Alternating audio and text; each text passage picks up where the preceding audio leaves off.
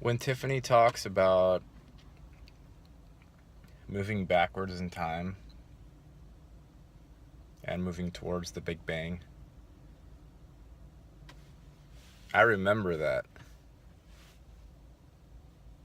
I've felt that. I've been that. I know what it is.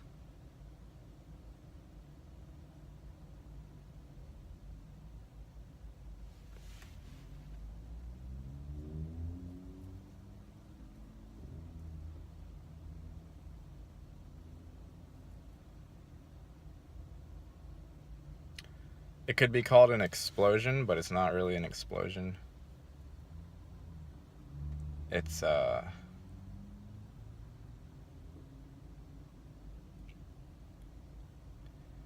it's the point at which we're released from the dream state of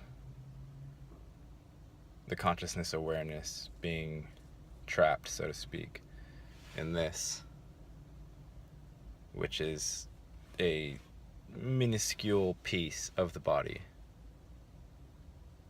This is not the body. This is like a mote of it. And the Big Bang is when the consciousness expands out and remembers the body, the actual body, which is all. And the only way I can describe it, well, the ego part, which is attached to this little mote of a body, if yours still is, mine is in a sense, but it also isn't, because I know and I've been there. So it's partially attached, I guess.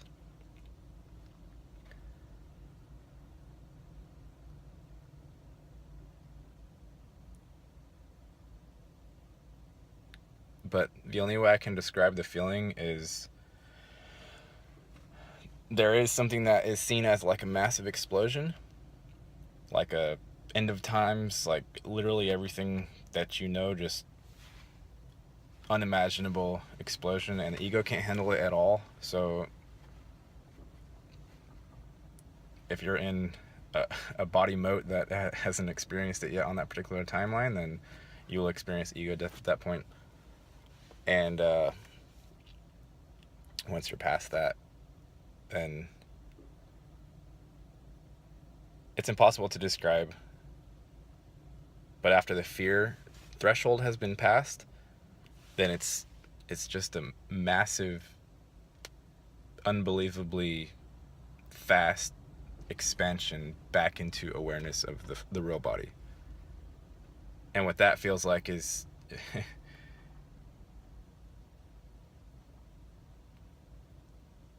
the only way I could describe it was that if you could imagine the consciousness returning back to the elemental particulate level of feeling,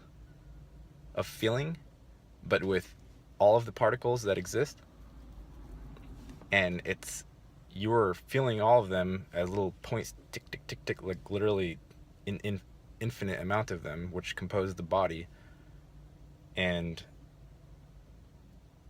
it's like you feel each individual particle, and you feel exactly like a cloud that's made of particles, and each one is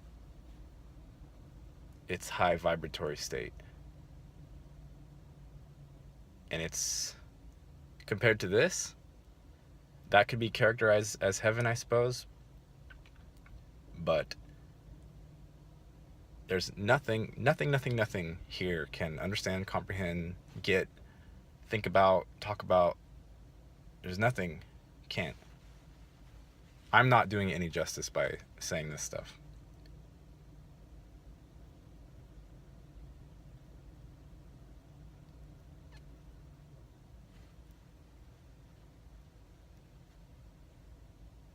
And at the same time, for those of you who practice meditation or have found that inner stillness,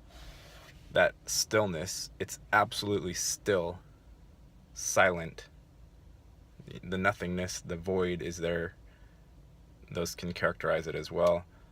And the all, everything and nothing that Adyashanti likes to talk about, that characterizes it as well. And it's, yeah, no words. But that represents the exit point from this level of perception.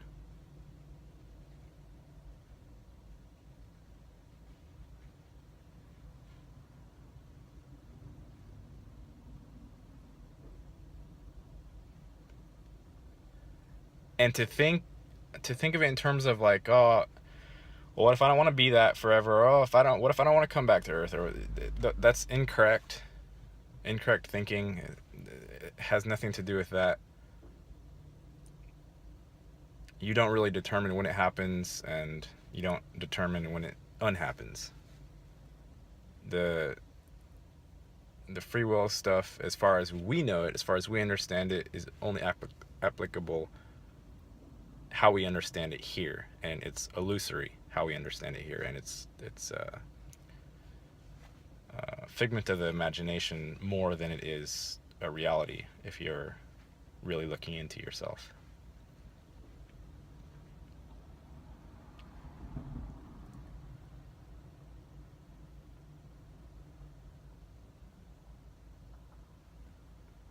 And it's nothing to fear. The ego fears it, of course, so when you're attached to that, then yes, if it's the worst thing ever. Because if you are the ego, then there you go, you die, okay? If you've learned how to release the ego, then you don't die. There is still fear, but there's not as much fear, and there's more understanding because more memory has been retained from the last time around.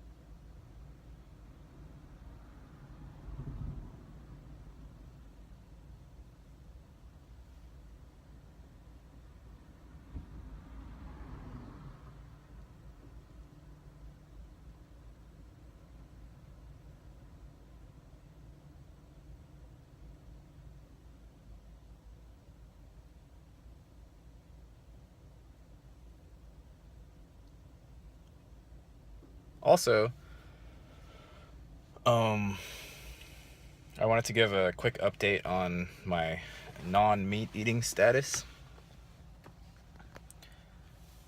I've been not eating meat since the 14th of last month, and I think today's the 15th, so it's been 30 days. As far as my thoughts on it, as far as how I feel, hasn't really changed anything because nothing that I do here really changes anything to my internal state. It does and it doesn't. So I wouldn't say that, oh, I feel this or I feel that, or I feel all of a sudden all healthy, or no. I don't feel any weaker. Don't feel any stronger. I feel exactly the same, basically. And I've been eating, greens and salads and this and that.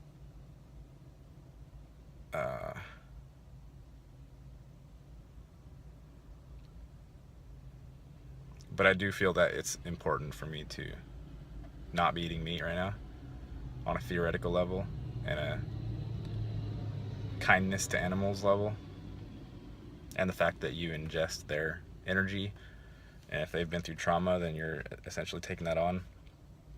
So on that level, I understand it, and as well, I don't miss the meat whatsoever. I don't have cravings for it.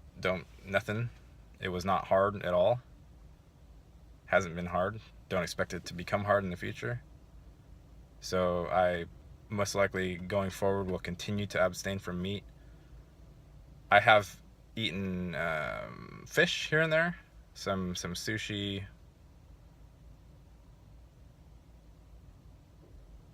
Yeah, some fish here and there. So I'm okay with that for now. And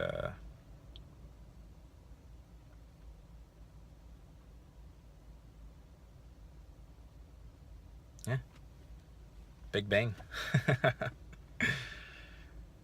The Big Bang and veganism, or pescatarianism, I think it's called, if you're including fish.